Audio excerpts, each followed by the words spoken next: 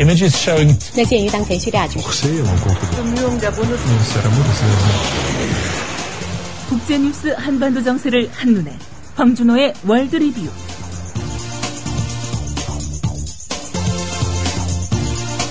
네, 밤사이 국제뉴스 그리고 한반도 관련 소식 살펴보겠습니다. 재수 씨 결혼 축하드립니다. 앞으로도 행복하고 결혼 축하하고 오래오래 행복하게 잘 살고 나의 미래 결혼 생활을 진심으로 축하해줄 사람들과 같이 하는 소규모 결혼식을 생각하고 계신가요?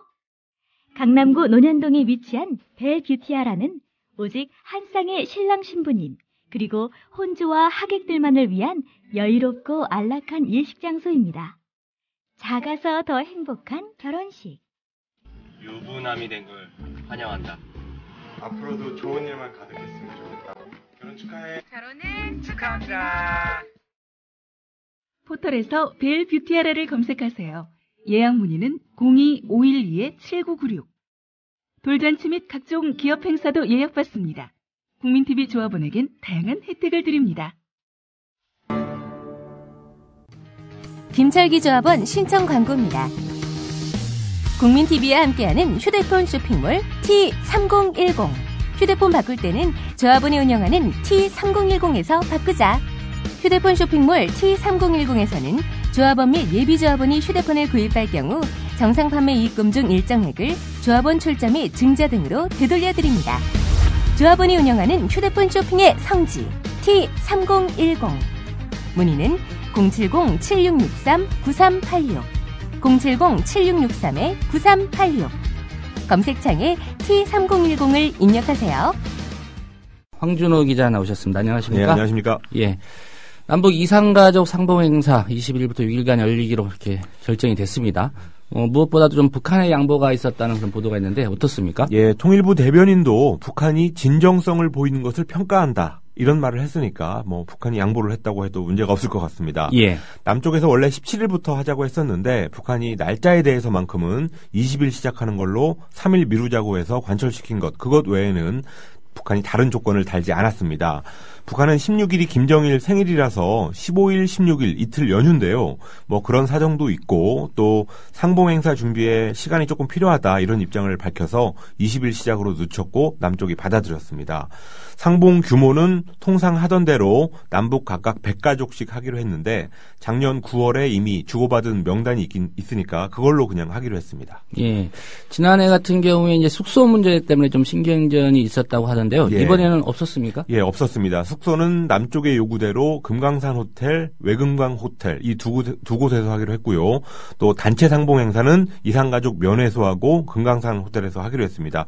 특별한 논란은 없었습니다. 예. 다만 한 가지 어제 북쪽의 실무회담 대표가 적대 행위나 남북한 화해 분위기를 해치는 행동은 안 했으면 좋겠다. 이런 말을 한 게 조금 걸리는데요.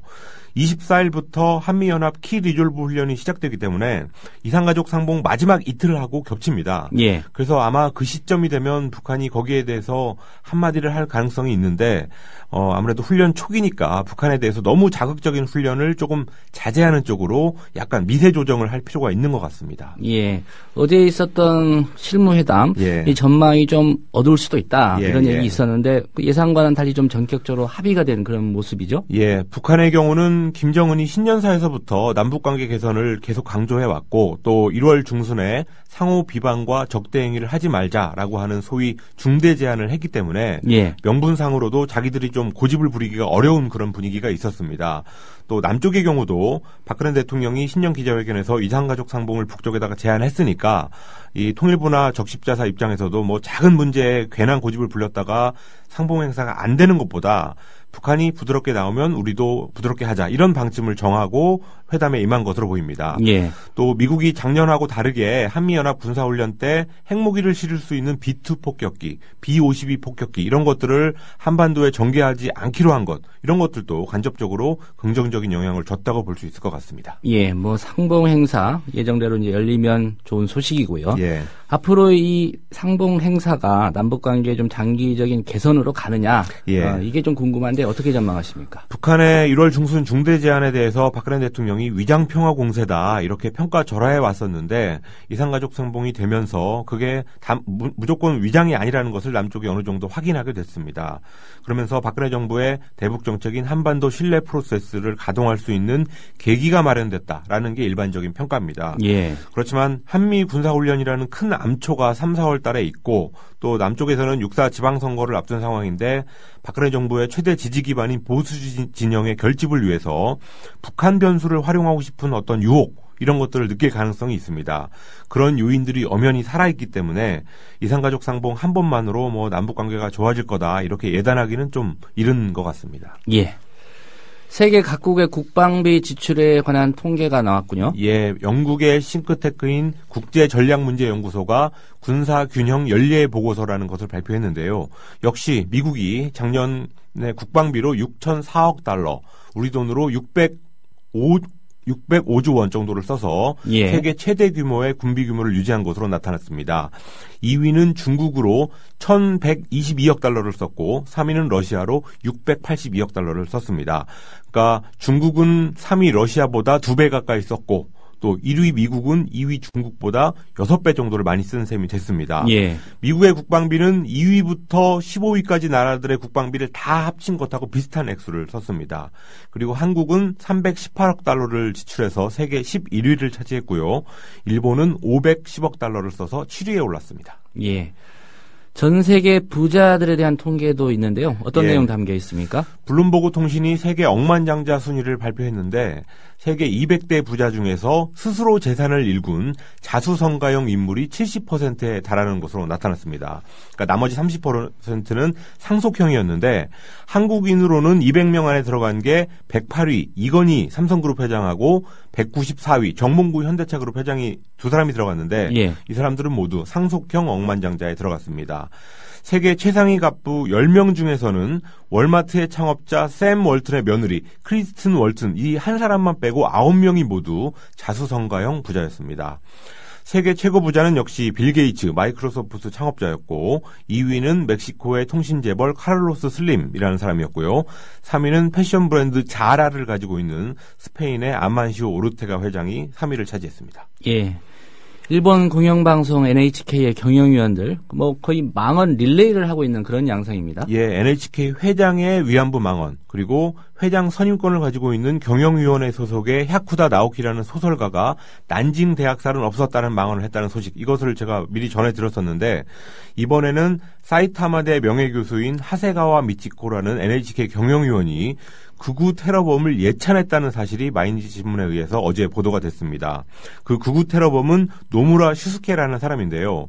과거에 정치인의 집에다가 불을 지르고 또 경제단체 게이달렌 회관에 가가지고 인질극을 하고 결국 1993년에 자기가 이끌고 있는 극우단체를 비판한 기사에다가 불만을 품고 아사히 신문사를 찾아가서 스스로 권총 자살을 했던 그런 사람입니다. 예. 자살하면서 천황폐하를 3번 외치고 죽었었는데 이 NHK 경영위원인 하세가와 교수가 이 사람을 추도하는 글을 썼다는 얘기였습니다. 예. 어떤 내용이었습니까? 노무라가 신에게 죽음을 바치면서 천황폐하를 외쳐서 폐하, 일왕이 다시 현세에 살아있는 신이 됐다. 이런 문구를 하세가 교수가 썼습니다. 예. 이런 글 말고도 그동안 위안부 존재를 부정하는 극우 평론가로 활동해 왔는데요. 재작년에 아베 신조가 총리가 되기를 원하는 민간인 모임이라는 것을 만들어서 활동했던 그런 인연이 있어서 작년 11월에 NHK 경영위원회 선임이 됐습니다. 어제 스가 관방장관이 기자회견에서 이 사람에 대해서 어떻게 생각하냐 이런 질문을 받고 대답을 했는데 개인적인 의견으로 법률을 위반한 게 아니다. 일본의 대표적인 철학자이자 평론가로 일본 문화에 정통하다. 이렇게 하세가와를 옹호하는 답변을 했습니다. 그러니까 극우 평론가나 일본 정부나 다 한톡성이라는 것을 명확히 보여줬습니다. 예. 오늘 소식은 여기까지 듣겠습니다. 감사합니다. 네, 황준호 기자였습니다.